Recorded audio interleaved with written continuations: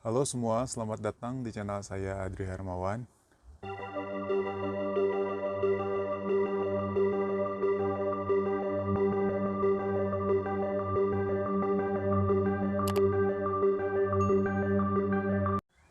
Tahap pertama dalam tes CPNS yaitu seleksi administrasi. Banyak pelamar yang gagal dalam tahapan ini, salah satunya karena kecerobohan dan ketidaktahuan. So, gue mau bahas apa aja yang membuat pelamar gagal dalam tahap administrasi. Yang pertama, daftar di luar jadwal yang sudah ditentukan. Wajib hukumnya kamu mengetahui jadwal tes CPNS kamu ya. Ini adalah salah satu contoh jadwal tes CPNS di Kementerian Hukum dan Hak Asasi Manusia untuk SLTA. Karena setiap instansi atau kementerian itu punya jadwal tersendiri yang pasti berbeda dengan instansi atau kementerian yang lainnya.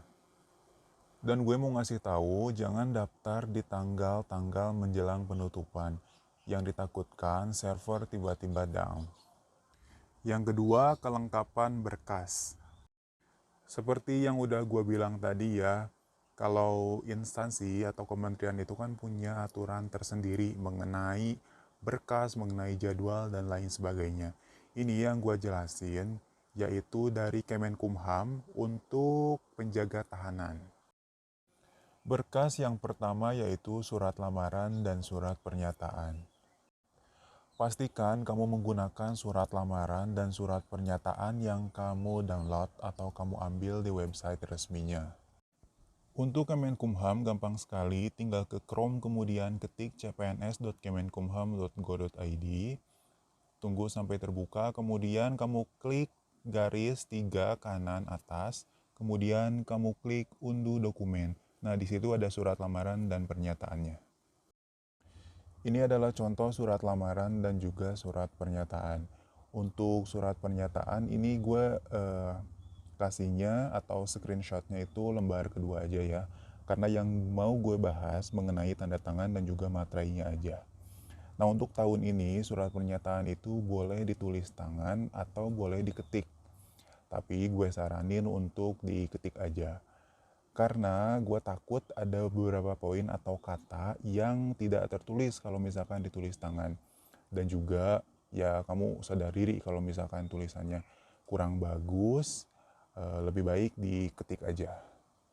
Supaya jelas dan juga terbaca oleh panitia seleksinya.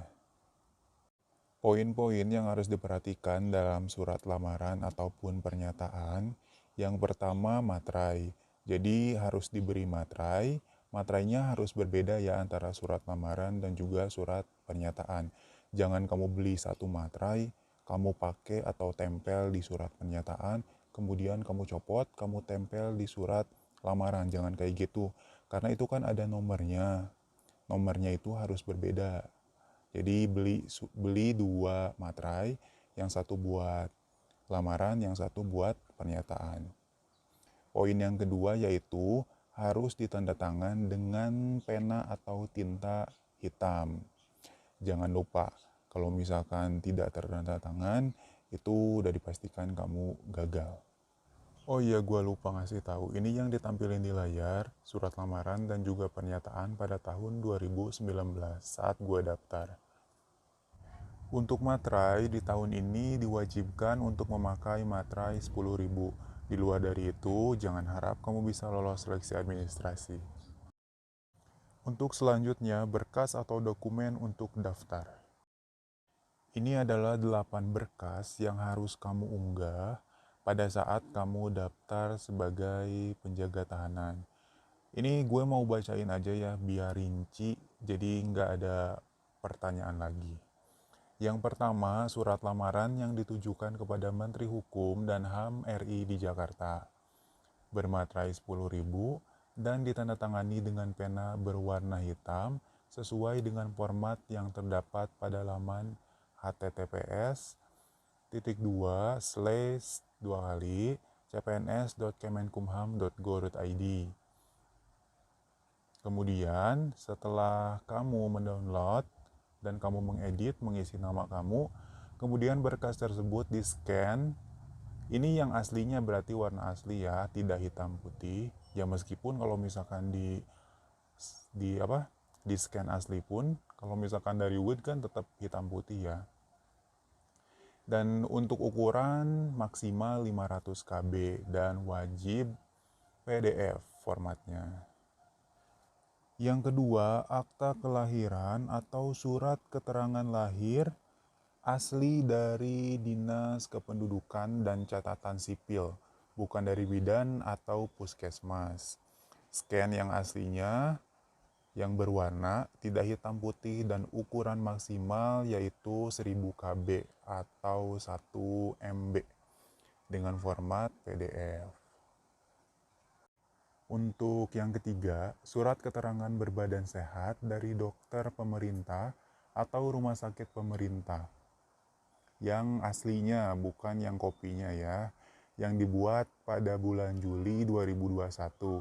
Bagi pelamar dengan kualifikasi pendidikan SLTA, Jabatan Penjaga Tahanan dan Pemeriksa Keimigrasian, dalam surat keterangan tersebut wajib mencantumkan tinggi dan berat badan sesuai dengan hasil pengukuran pada saat pemeriksaan tersebut.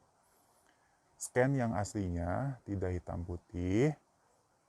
Kemudian untuk ukurannya maksimal 700 KB. Kenapa harus ada tinggi badan? Karena memang untuk penjaga tahanan ini dipersyaratkan untuk laki-laki itu 165 cm dan untuk perempuan 160. Jadi beda dengan tahun 2019 ya. Tahun 2020 nggak ada penerimaan CPNS. 2019 atau 2018, 2017 itu untuk tinggi laki-laki 160, untuk wanitanya 155. Jadi naik masing-masing sekitar 5 cm. Berkas yang keempat yaitu IKTP atau Kartu Tanda Penduduk Elektronik.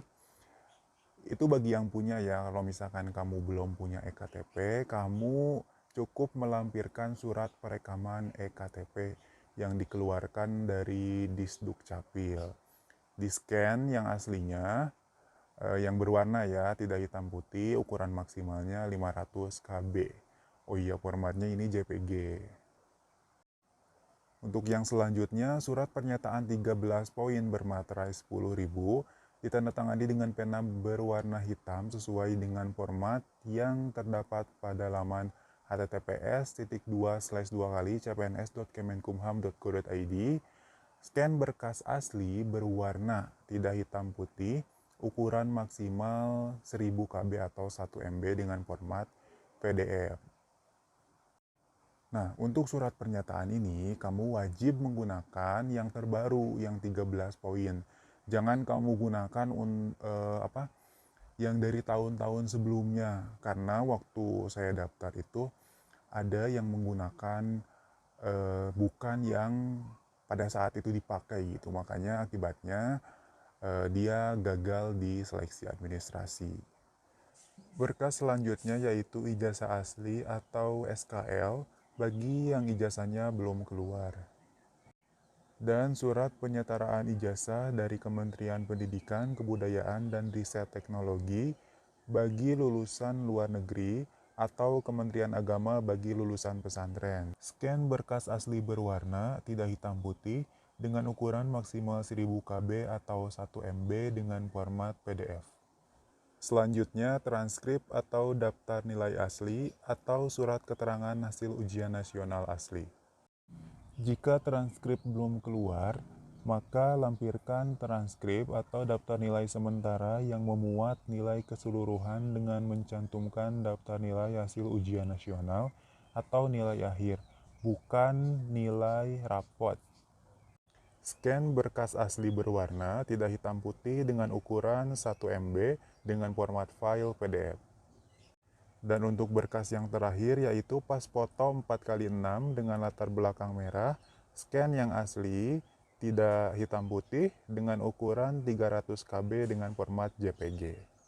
Kedelapan berkas ini jangan sampai kamu salah ukuran atau salah format file, apalagi sampai kamu salah upload.